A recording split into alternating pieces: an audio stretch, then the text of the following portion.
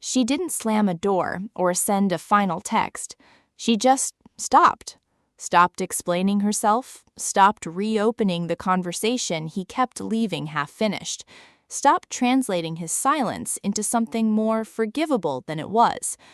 One ordinary Tuesday, she realized she'd already left the relationship in her mind weeks before her body caught up. And somewhere on the other side of that silence, he felt something he didn't expect: relief, followed by a quiet that didn't feel like winning. Here's the first thing to understand. When an empath actually walks away, not as a threat, not as a test, not as a way of forcing a reaction, but as a real decision, it registers completely differently in the avoidant nervous system than an argument or a few days of silence ever did. The pressure lifts. For a moment, it can look like nothing happened at all. But that relief is the beginning of the story, not the end of it, because what the avoidant is about to lose isn't a person who was chasing them. It's a person who was quietly regulating the entire relationship, absorbing its inconsistency without either of them fully realizing it. If you've ever wondered why this kind of silence hits differently than any before it, stay with this, because the difference isn't about missing someone, it's about what disappears with them and why that disappearance takes time to be felt at all. Discovery 1. The empath usually leaves internally long before she leaves physically. By the time she stops responding the way she used to, she has likely already spent months, sometimes much longer, absorbing disappointment, translating mixed signals into hope, and quietly lowering what she asks for just to keep the peace. She may have rehearsed the conversation that never happened, or convinced herself the next good moment would be proof things were finally changing. Walking away isn't a sudden event, it's the last visible step in a much longer process that started with trying and trying and trying again. Discovery 2. The avoidant's first reaction is often relief, not loss. This isn't coldness, and it isn't proof he never cared. It's how avoidant attachment tends to function under sustained pressure.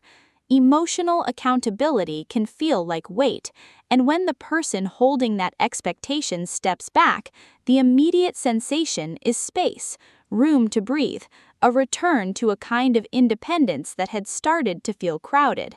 This is the part most people misread as evidence of indifference. It's more accurate to say the nervous system briefly exhales before it registers what that exhale actually cost. And that recognition, if it comes, often arrives much later than anyone expects. Discovery 3.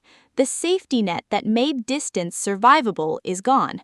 For as long as the empath kept reaching back, explaining, reassuring, reopening the door after every withdrawal, the avoidant never had to sit with the full consequence of pulling away.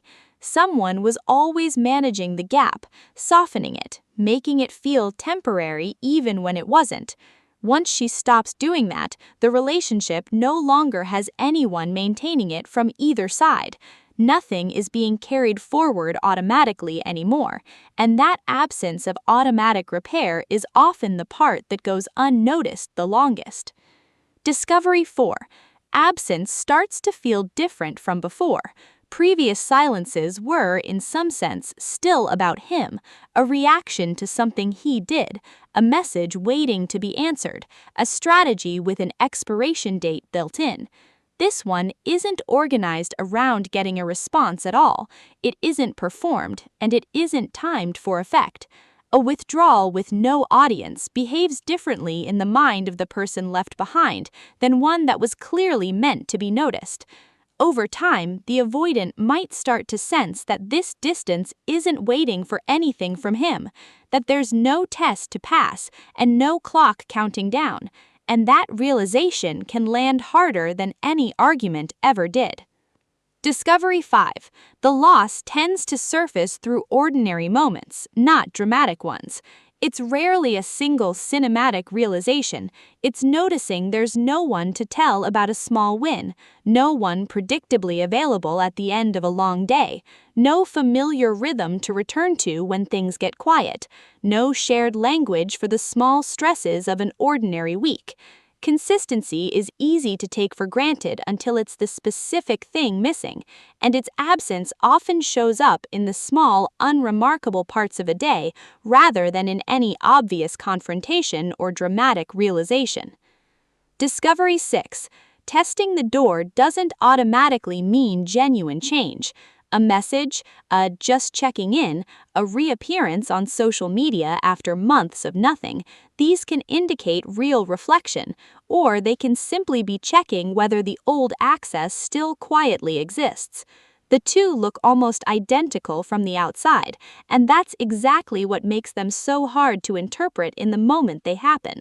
What actually separates them isn't the gesture itself, it's what happens after contact is made, whether it's followed by consistency and accountability or another retreat the moment it's met with anything less than immediate warmth and forgiveness. Discovery 7. Even genuine reflection doesn't erase the pattern that caused the distance in the first place. An avoidant can feel real loss, think about the relationship honestly, and still default to the same withdrawal the next time closeness starts to feel like pressure. Missing someone and being ready to show up differently are not the same experience, even if they feel identical from the inside. This is often the hardest thing for an empath to accept, because longing can look so convincing from a distance, even when nothing underneath it has actually shifted. It's worth being honest here. Not every avoidant reaches this point, and not every empath's departure produces visible regret.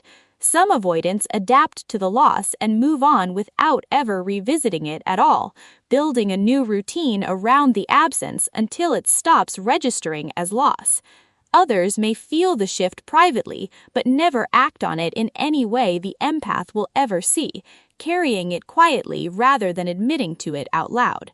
None of this can be verified from the outside, and it shouldn't be treated as proof of hidden feelings just because it would be satisfying to believe.